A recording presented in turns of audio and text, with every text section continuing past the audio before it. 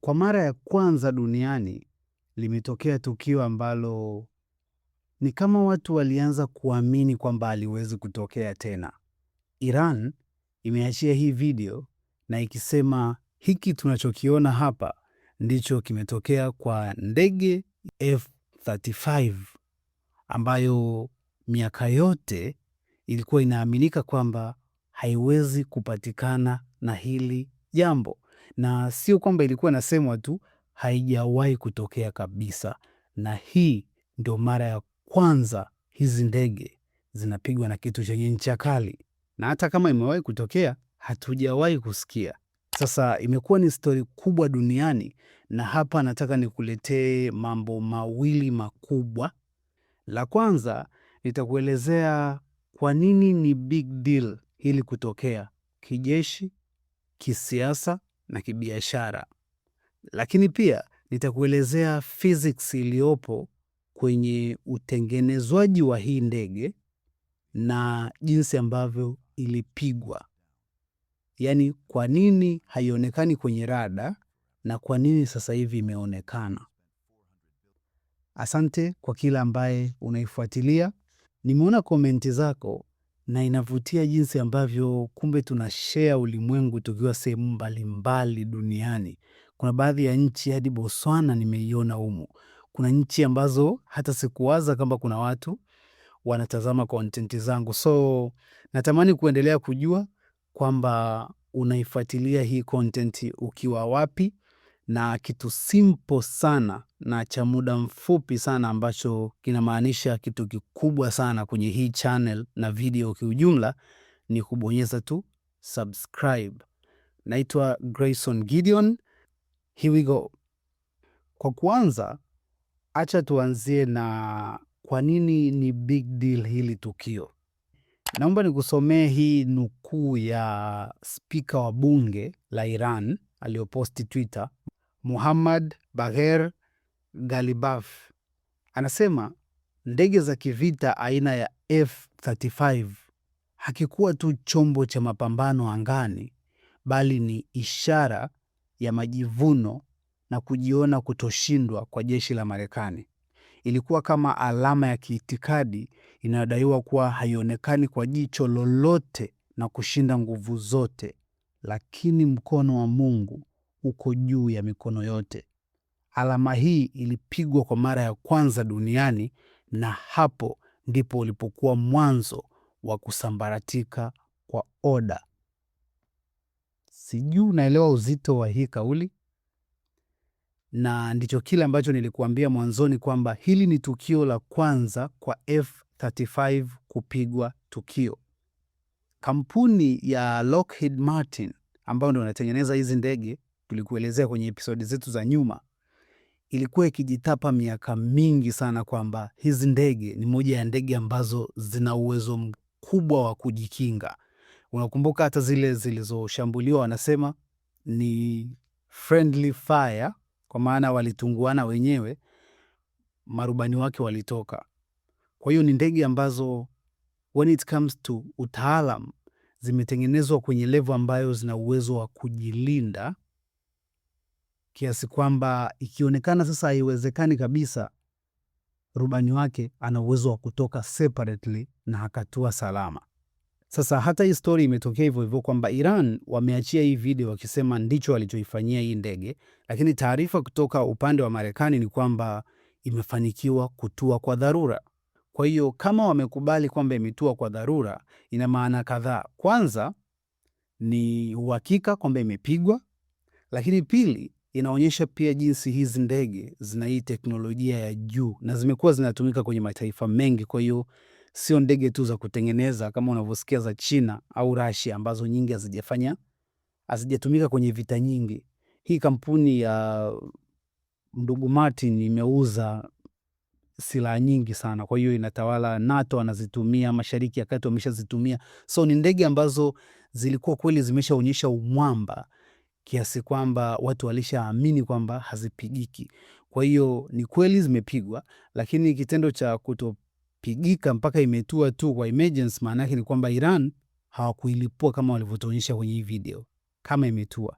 na pia ni moja ya ishara kwamba ina uwezo mkubwa pia kujikinga. Hatujapata taarifa, sasa ndo nimekuambia tujue, je, hivi ilikuwaje haikuweza kutunguliwa? Kwa sababu Iran hawajaitungua, ni wameipiga mpaka ikatua kwa dharura. Kwanza kisiasa na kijeshi ina athari kwenye hii vita, kwa sababu zimekuwa zikitoka kauli nyingi kutoka Marekani na Israeli wakisema kwamba anga la Iran wanalidhibiti, lakini uhalisia ndo huu. Na mbali na hivyo tu ni kwamba unajua Iran hawakuwekeza sana kwenye marine wala ndege hizi, kwa sababu ndege nyingi za Iran walizinunuaga kipindi kile wakiwa marafiki. So wao waliwekeza kwenye makombora, kwa sababu wanayo madrones ya kutosha, alafu pia wanayo makombora, na Iran ni milima mitupu. Kwenye episode za nyuma nilikuambia jiografia ya Iran ni ngome ambayo huwezi kusema unapiga mpaka uweze kutoboa hii milima.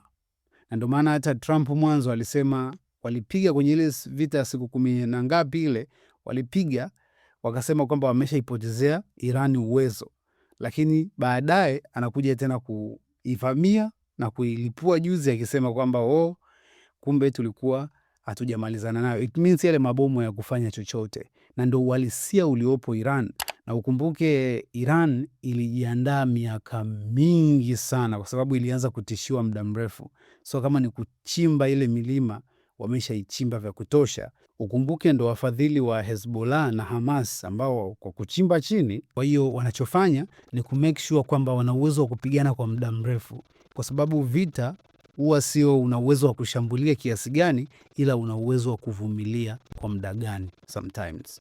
Sasa kibiashara ndo hiyo kwamba hawa Lockheed Martin wameshaondolewa ile sifa kwamba midege yao, hii teknolojia yao haiwezi kupigika kivyovyote vile. Na hapa ndipo sasa tunaingia kwenye physics ya kwa nini hizi ndege zilikuwa haziwezi kuonekana kwenye rada. Wanaziita stealth. Ni kama zile naitaga mizimu ya angani wanavyoiita wao.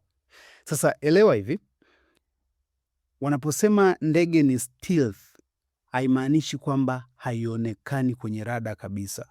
Inamaanisha kwamba huwezi kuisoma kwenye rada na ukaweza kuilock na kushoot. Sometimes ndege inaonekana kama kampira kadogo kagololi, kwa hiyo ambako huwezi kukalock kako wapi. Na hapa ndipo tuingie sasa uelewe tofauti ya rada na infrared, ambacho ndicho Irani wamefanya na kuinasa hii ndege. Na huyu ni Mchina huyu na Mrussia. Iko hivi, rada inaona umbo la chombo, object shape na position. Infrared IR inaona joto, heat au energy inayoongoza kitu husika. Kwa maneno mengine, rada ni kama inapiga kelele gizani, alafu unasikiliza echo. Inatoka wapi? Yani ile sauti inayogonga na kurudi, and then inatumia haya mawimbi ya redio ambayo ni ya sauti, inapima umbali, kasi na mwelekeo. By the way, popo ndo anaishi hivi. Popo anaishi, kuna sauti fulani popo huwa anaitoa, na ile sauti ndo anaisikilizia, na ikifika ikigonga sehemu ikamrudia faster, anajua na kubadilisha mwelekeo. Kwa hiyo popo anaishi kwenye mtindo huu hivi kama wa rada, huwa watumii macho. Kifupi sana ni kwamba rada inaona vitu ambavyo vinarudisha signal. Kama unavumulika na tochi hivi, alafu kitu ambacho tayari kina muundo wa kuwaka, unaona kinang'aa zaidi sehemu, unakiona. Maana yake ni kwamba kimereflect ule mwanga. Kwa hiyo ndo mfumo wa rada inavyoona. Sasa hizi ndege za stealth kama F-35 huwa inageuza haya mawimbi ya rada yasirudi kwenye kile chanzo chake. Kwanza kwa shepu yake, maana shepu ilivyo ina divert haya mawimbi, yanapita mbele badala ya kurudi, na ya punch yanapita pembeni kwa pembeni. Alafu yanayobaki kidogo imetengenezewa coding, kwa maana ya mchanganyiko ambao umetengenezwa yenyewe na system yao, unameza hayo mawimbi madogo yaliyobaki. Maana yake badala ya kuyarudisha inayameza. Miaka yote ndicho kilikuwa kinaendelea na ndicho rada anachofanya. Akaja Mchina, infrared my friend. Infrared haipigi signal. Inafanya hivi, inaangalia joto linalotoka kwenye kitu, kama engine ya jet, moshi ule wa kombora, au hata mwili wa binadamu.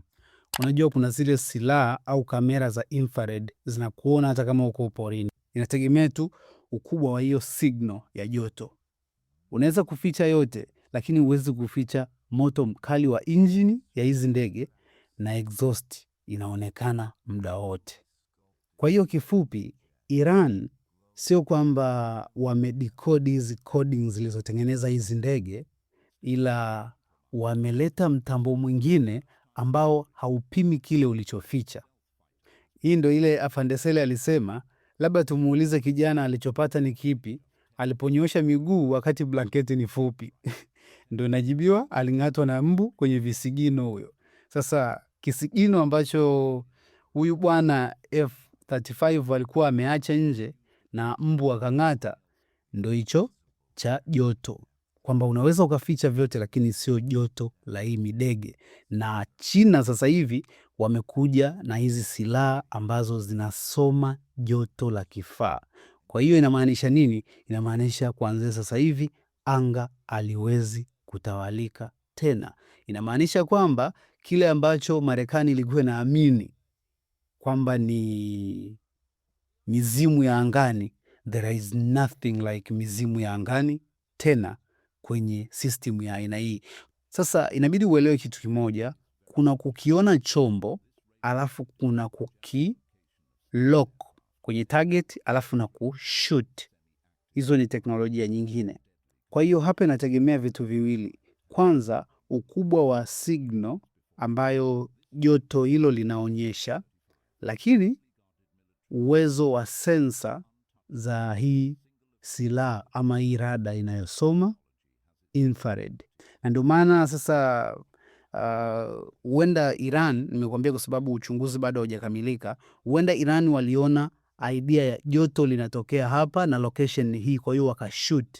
Na walivyoshoot, kwa sababu hii ndege ya F-35 tayari na mifumo ya kujilinda ikiona kombora, maana yake ndio ikaweza kujilinda, lakini ilikuwa labda ni too late. Sasa kisaikolojia pia, sasa hivi marubani wa ndege hizi, kwa sababu by the way ukumbuke ni watu ambao ni ghali sana kuweza kuwapata.